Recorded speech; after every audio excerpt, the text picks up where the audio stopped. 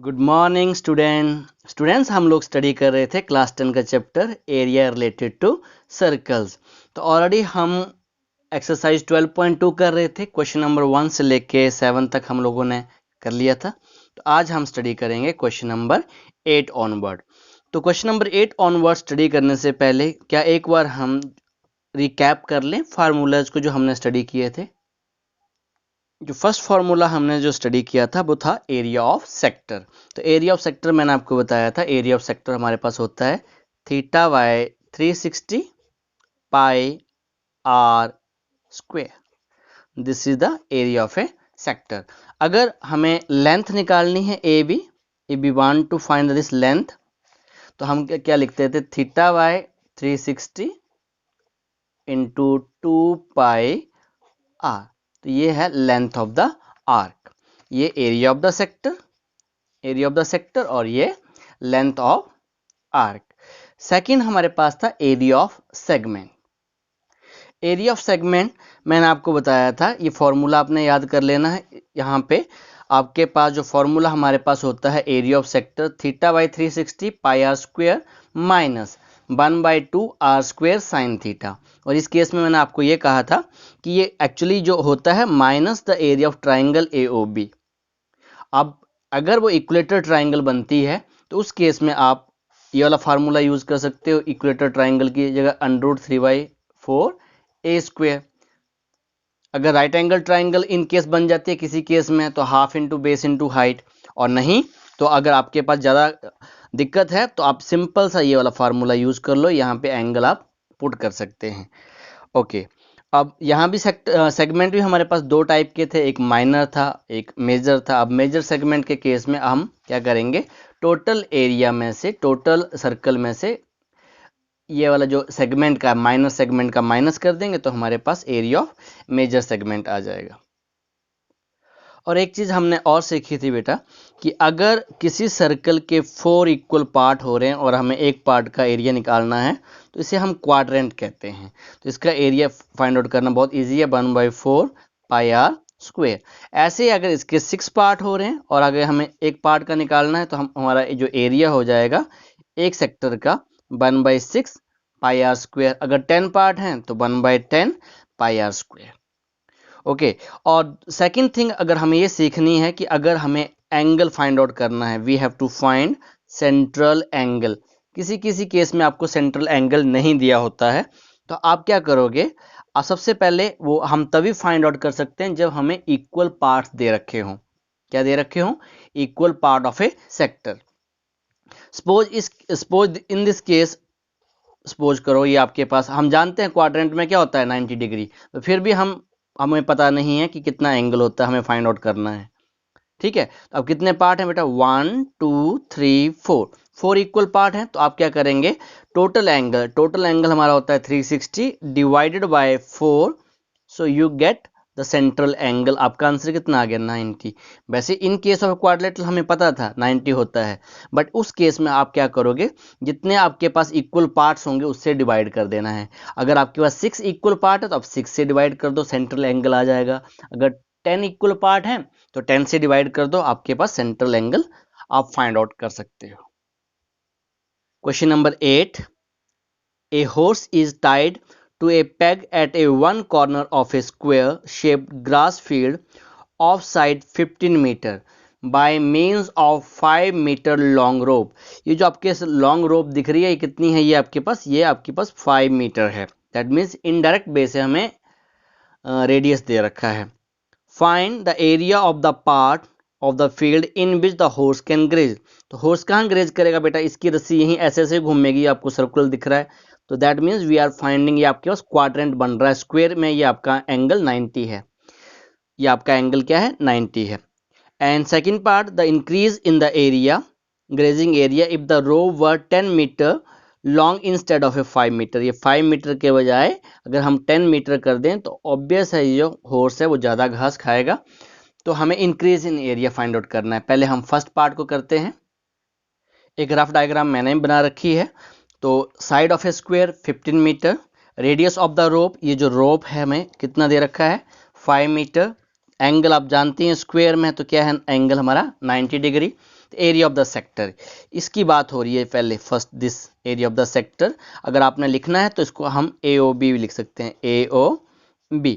तो हमारे पास फॉर्मूला तो सेम ही है, theta by 360 pi r square. Values put कर दीजिए, 90 डिवाइड बाई 360 इंटू 3.14। इस केस में बेटा आपको जो वैल्यू दे रखी थी सेकेंड पार्ट के आगे आपको वैल्यू दे रखी है 3.14, तो हमने पुट कर दी 5 मीटर का स्क्वायर, बिकॉज रेडियस 5 मीटर थी। 5 मीटर का मतलब 5 इंटू 5 और 9 4 जा 36, 1/4 आ गया। और इस केस को आप बेटा सिंपल से भी कर सकते थे, अगर आपको क्वाड्रेंट पता है ना, इस फार्मूले से भी हो सकता था, 1/4 पाई आर स्क्वायर। सो अब वैल्यूज पुट कर दिया हमने, मल्टीप्लाई कर दिया, 5 5 जा 25 और 25 को 3.14 से इंटू किया हमने, 78.5 डिवाइड बाई 4 मीटर स्क्वायर। अब इसको भी आप डिवाइड कर सकते हो, नहीं तो यहाँ भी छोड़ सकते हो, हम डिवाइड कर लेते हैं इसको। 4 1 जा 4, 3 8, 9 4 जा 36, 2 एंड अब डेसिमल आ जाएगा, इस 5 को उतार लेंगे। सो अब ये हमारे पास जा रहा है से 24, अगेन 1 कैरी 10 हो गया, 4 2 जा 8, अगेन 2 एंड 20, तो 5, तो ये हमारा 20 से कैंसिल, आपका कैंसिल आउट हो गया, तो ये आ गया 19.625 मीटर स्क्वायर। सो ये हमारे पास जो एरिया 5 रेडियस के साथ कितना ग्रेज कर पाएगा हॉर्स, 19.625 मीटर स्क्वायर। अब सेकंड केस क्या कह रहा है कि जो रोप थी ना आपकी 5 मीटर, उसको हमने 5 के बजाय अब 10 मीटर कर दिया। The radius of a sector increases to 10 metre. तो इन दिस केस रेडियस हमारे पास कितना हो जाएगा, 10 मीटर हो जाएगा, थीटा वही है। तो area of the sector OCD, ये जो डायग्राम बना दी है मैंने OCD, या पूरा का पूरा ये वाला। नाउ इन दिस केस ये पूरा का पूरा एरिया आएगा। अब जब हम कैलकुलेट कर रहे हैं ना ये पूरा का पूरा एरिया, तो उसके बाद फिर हम इंक्रीज एरिया निकालेंगे, ठीक है, कितना हमारा इंक्रीज हुआ। तो फॉर्मूला हमारा वही है, यहाँ पे वैल्यूज पुट कर दी, 90 divide by 360 into 3.14 into 10 metre square, 9 4 जा 36, 1/4। तो यहाँ पे इसका डेसिमल रिमूव किया 100, यहाँ पे 100, सो ये आपका कैंसिल आउट हो गया। तो इसको हमने इंटू कर दिया 300, इंटू करके 314 डिवाइड बाई 4, तो ये तो सिंपल से आपका कैंसिल आउट हो रहा है, 78.5 आपने डिवाइड कर लेना है, 7 4 जा 28, आपका आंसर आ जाएगा 78.5 मीटर स्क्वायर। अब जो क्वेश्चन हमसे पूछ रहा है कि कितना इंक्रीज हुआ, पहले हमने 5 मीटर था, अब 10 किया, तो इंक्रीज कितना हुआ, तो हम वही निकाल रहे हैं बेटा, the increase in grazing area. तो हम क्या करेंगे, area of the sector OCD, जो बड़ा वाला सेक्टर अभी फाइंड आउट किया हमने, OCD minus area of sector OAB। क्या अब यहाँ लिख सकते हो with radius R equal to 10, R equal to 5, नहीं तो आप नेमिंग करके वैसे भी कर सकते हो। तो जो हमारे पास 10 सेंटीमीटर के साथ जो एरिया आया है वो 78.5 मीटर स्क्वायर है, और जो रेडियस 5 मीटर के साथ आया है 19.625 मीटर स्क्वायर। अब इनको सब्ट्रैक्ट करना है, अब सब्ट्रैक्ट आप कर सकते हैं आराम से, तो आपका आंसर आ गया 58.875 मीटर स्क्वायर। तो ये हमारा क्वेश्चन नंबर 8 था। अब ये हमारा क्वेश्चन नंबर 8 हो गया। अब क्वेश्चन नंबर 9 स्टडी करते हैं। A branch is made with a silver wire in the form of a circle with diameter 35 mm. The wire is also used making 5 diameter. यहाँ पे 5 diameter बनाए, 1 2 3 4 5, उसके बाद रिपीट हो रहे हैं आपके 5 diameter हैं, which divide the circle into 10 equal sector. अब 10 equal sector है, तो इस केस में अगर एरिया फाइंड आउट करेंगे तो 1/10 हो जाएगा, मैंने आपको बताया हुआ है ये। ओके, अब देखते हैं क्या पूछा है हमसे, find the total length of the silver wire required. अब टोटल लेंथ क्या होगी बेटा, पहले देखो 1 वायर 2 वायर 3 4 5 वायर तो आपकी डायमीटर के लिए यूज होगी, और एक वायर आपकी राउंड में यूज हो रही है, दैट मीन्स 2πr। तो आपके पास जो वायर यूज कितनी होगी, length of 5 diameter plus circumference.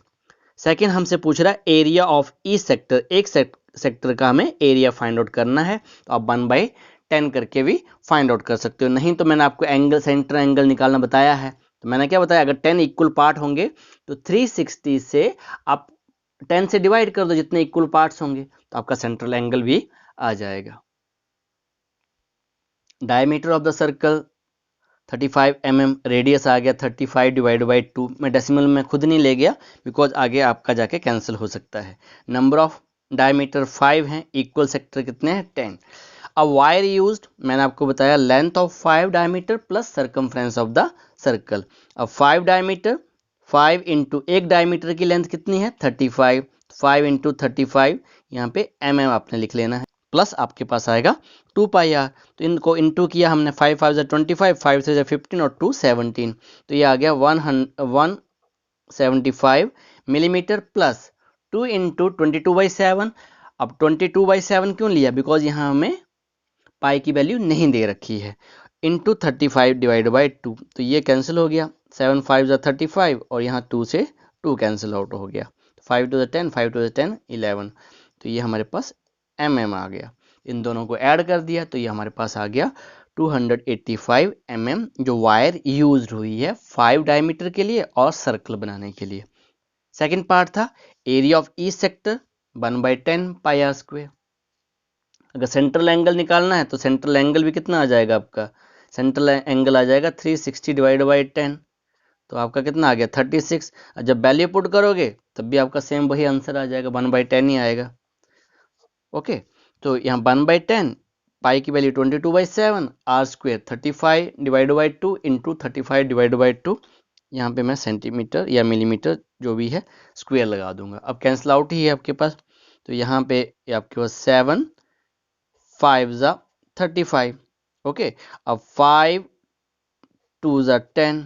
Okay, अब 2 से 22 चले गए तो आपके पास आ गया 11 इंटू 35, 2 इंटू 2 4, तो ये आ गया 385 डिवाइड बाय 4। अब इसको आप डिवाइड कर लीजिए, तो यहाँ डिवाइड करके 9 4 ज़ा 36, तो 9 से गया, अब 36 से तो 2 कैरी हो गए, आगे 25, सो हमारा ये जा रहा है 6 से 6 24, फिर पॉइंट आ गया हमारे पास, फिर 4 2 ज़ा 8, फिर 5 मिलीमीटर स्क्वायर, तो ये आपका आंसर आ गया। आपने डिवाइड करके एक बार चेक कर लेना, 96.25 millimetre square. Question number 10, an umbrella has 8 ribs which are equally spaced, equal part में डिवाइड है। Assuming umbrella to be a flat circle of radius 45 centimetre, find the area between two consecutive ribs. Two consecutive ribs के बीच का आपको area find out करना है। That means you have to find the area of a sector. तो इस case में भी बेटा आपको एंगल फाइंड आउट करने की जरूरत नहीं है, बिकॉज 8 रिव्स हैं, तो आपका जो एरिया ऑफ वन सेक्टर कितना हो जाएगा 1/8। तो यहाँ पे क्या है, थोड़ा सा आपका टाइम बच जाता है। तो so radius of the circle हमें दे रखा है 45 सेंटीमीटर, नंबर ऑफ रिव्स है हमारे पास 8, तो area of the sector because यहाँ पे इक्वल पार्ट है तो हम यूज़ करेंगे 1/8 पाई आर स्क्वेयर। अब यहाँ पाई की वैल्यू हमें नहीं दे रखी है तो हम 22/7 यूज़ करेंगे। 1/8 22/7 इंटू 45 इंटू 45 सेंटीमीटर स्क्वेयर। अब बेटा यहाँ 4 2 ज़ा 8, यहाँ 4 2 से कैंसिल हो गया ये, और यहाँ 11 2 ज़ा 22। अब जो हमारे पास न्यूमिनेटर में बचा 11 इंटू 45 इंटू 45 और डिनोमिनेटर में 7 इंटू 4 28। अब 45 इंटू 45 ये हमारे पास आता है 2025, और 11 का डिविजिबिलिटी रूल हम यूज़ करेंगे, तो 11 का आपको क्या बताया था। अब इस केस में आप थोड़ा सा आपको ध्यान देने की ज़रूरत है। अब यहाँ पे थोड़ा सा जब नंबर्स बड़े हैं ना, 5 को यहाँ पे लिखा, इस 2 को यहाँ पे लिखा।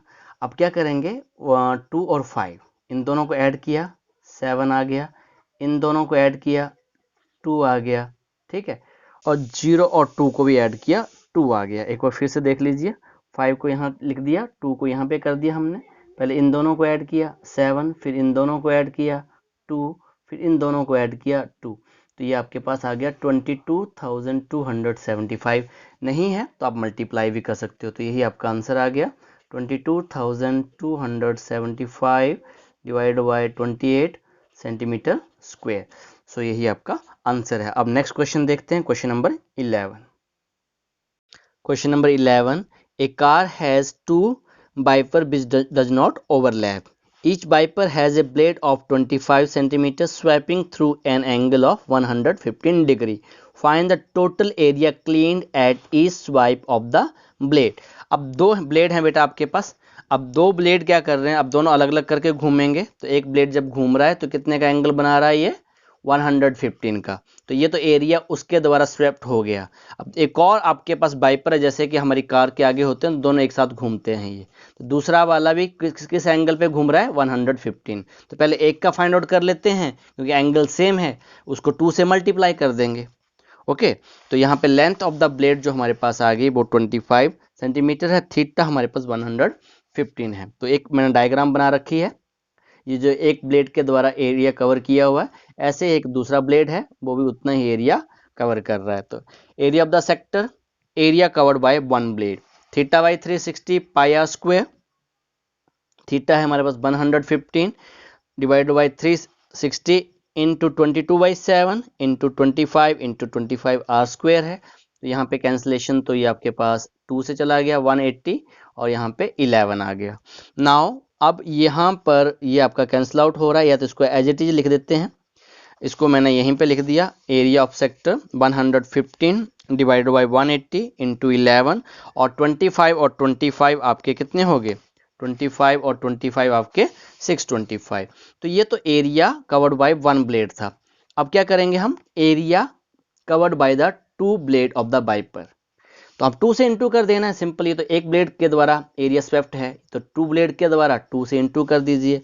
अब जैसे हमने 2 से इंटू किया तो यहाँ पे आपका कैंसिल हो रहा है, ये 180 92 ज़ा 180।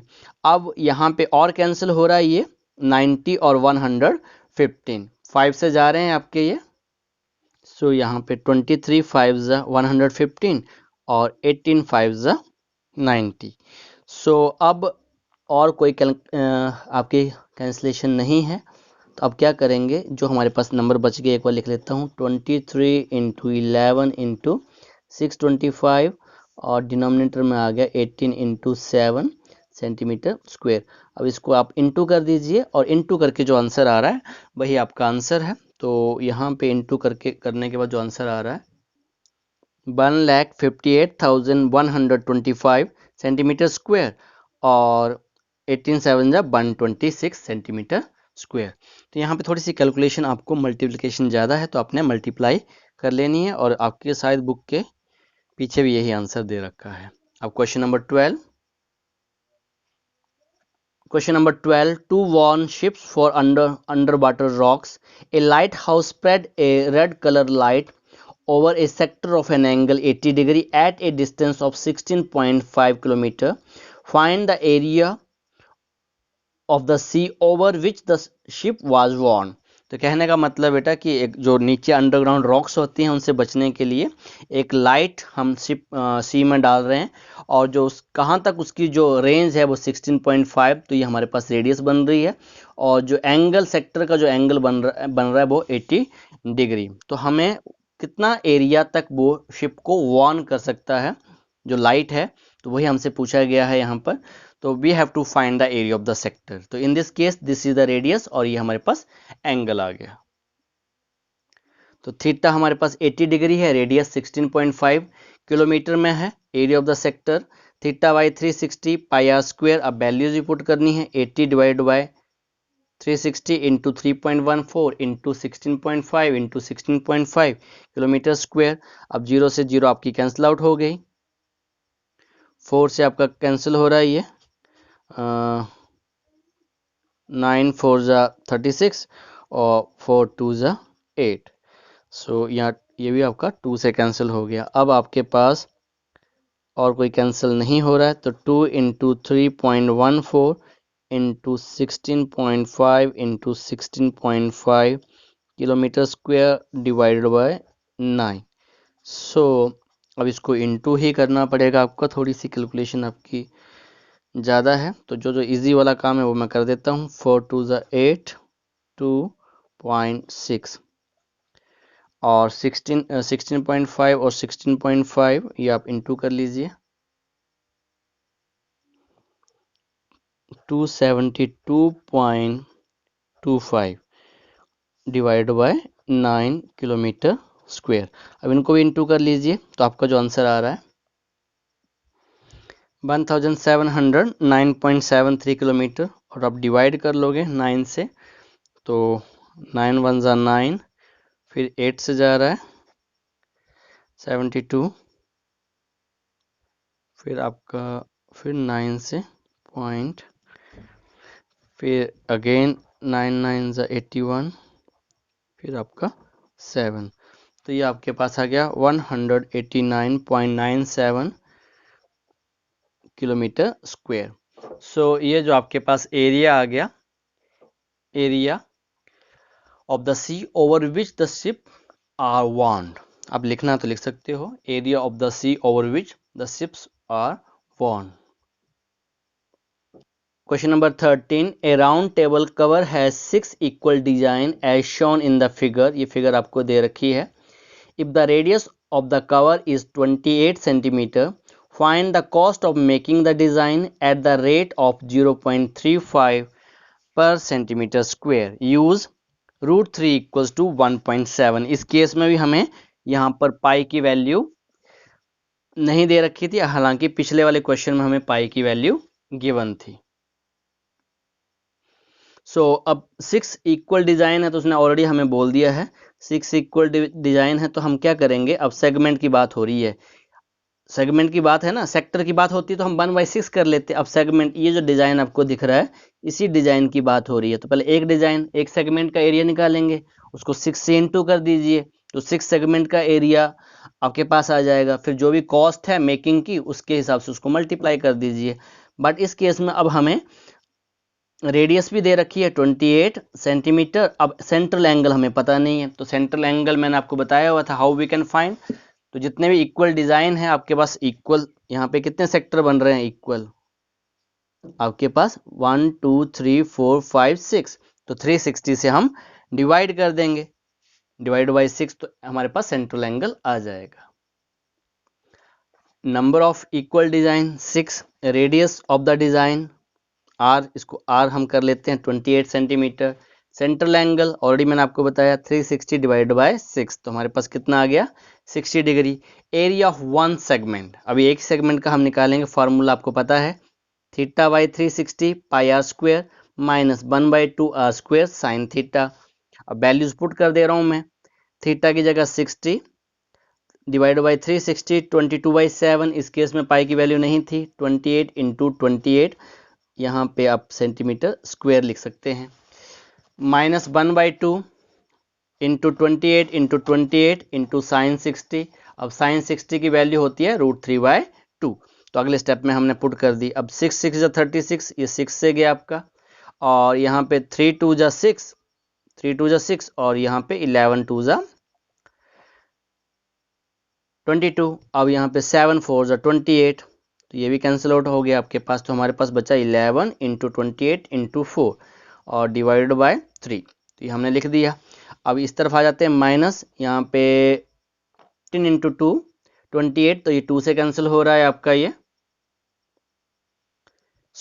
यहाँ पे आ गया 14 इंटू 28, यहाँ वैल्यू पुट कर दी हमने √3/2, तो यहाँ पे √2 से भी कैंसिल आउट हो गया, ये फिर से 14 आ गया। तो इन द नेक्स्ट स्टेप इनको मल्टीप्लाई कर लीजिए आप, ठीक है, मल्टीप्लाई करना इजी है ये, तो ये आ गया 1232 डिवाइड बाई 3 सेंटीमीटर स्क्वायर, और यहाँ पे 14 इंटू 14 इंटू √3 की वैल्यू हमें गिवन थी, क्वेश्चन में ही हमें गिवन है वैल्यू 1.7, तो हमने ये वैल्यू पुट कर दी। अब इनको सभी को मल्टीप्लाई कर लो, 14 इंटू 14 आपके पास होते हैं 196, और 196 को आप इंटू कर लीजिए 1.7 के साथ, तो आपका आंसर आ जाएगा 333.2 सेंटीमीटर स्क्वायर। अब यहाँ पे आप डिवाइड कर दीजिए, 4 3 जा 12, आगे 3 1 जा 3, आगे डिवाइड नहीं हो रहा है तो हमारे पास 0 आ गया, फिर हमारे पास 666, तो हम यहाँ पे क्या करेंगे 2 डिजिट तक ही लिखेंगे इसको। अब इन दोनों में से इसको सब्ट्रैक्ट कर दीजिए, आफ्टर सब्ट्रैक्शन जो आपका आंसर आ रहा है वो आ रहा है 77.46 सेंटीमीटर स्क्वायर। तो अब यहाँ ये जो आपके पास जो एरिया आया है वो वन सेगमेंट का है, तो अब यहाँ पे हम क्या फाइंड आउट करेंगे, एरिया ऑफ 6 सेगमेंट, 6 सेगमेंट, तो 6 से आप इंटू कर दीजिए, तो इंटू करके आपका जो आंसर आ गया 464.76 सेंटीमीटर स्क्वायर। तो ये कैलकुलेशन आपने रफ कॉपी में करनी है, मल्टीप्लाई करना है ये। ओके, अब बात आ रही है कॉस्ट ऑफ मेकिंग की। तो यहाँ पे उसने पूछा हुआ है हमें the cost of making the design at the rate of 0.35 पर centimetre square. The cost of making the design of 1 centimetre square, तो 0.35 मतलब 35 पैसे आपके लग रहे हैं। तो cost of making 464.76 centimetre square, तो आप इंटू कर दीजिए। और जैसे इनको मल्टीप्लाई करेंगे, आप इनको मल्टीप्लाई करेंगे तो जो आपका आंसर आएगा वो आएगा ₹162.67। तो इसके साथ ये क्वेश्चन नंबर 13 आपका कंप्लीट हो गया। अब क्वेश्चन नंबर 14। तो क्वेश्चन नंबर 14 आपका एमसीक्यू टाइप का क्वेश्चन है। Take the correct answer in the following. Area of the sector of angle P in degree of a circle with radius R। ये 4 option हमें दे रखी हैं। तो सबसे पहले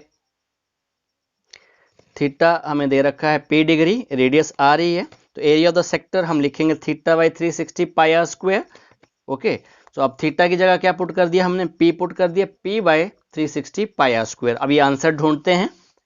तो जैसे हम जो हमारा आंसर आया हुआ है इसको हम ढूंढ रहे हैं P बाई 360। तो P बाई 360 हमें नहीं मिल रहा है, या आप कह भी सकते हैं अब D पार्ट में मिल भी रहा है, क्योंकि D पार्ट में क्या हो रहा है हमारे पास, ये कैंसिल आउट हो रहा है।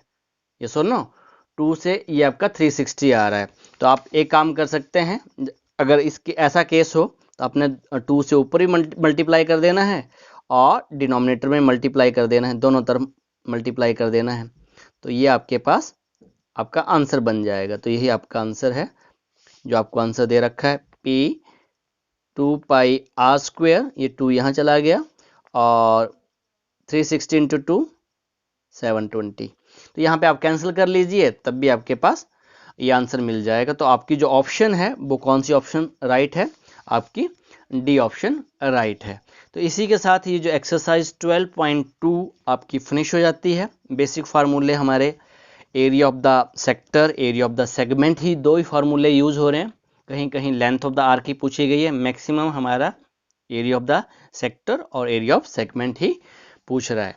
सो अब जो नेक्स्ट हमारे पास है बेटा, नेक्स्ट टॉपिक जो है वो area of the combination of the plane figure है। अब 2-3 फिगर्स को कंबाइन किया हुआ है, कहीं सर्कल और ट्राइंगल का एरिया कंबाइन फॉर्म में यूज होगा। तो आज के लिए इतना ही है। Okay, thank you very much.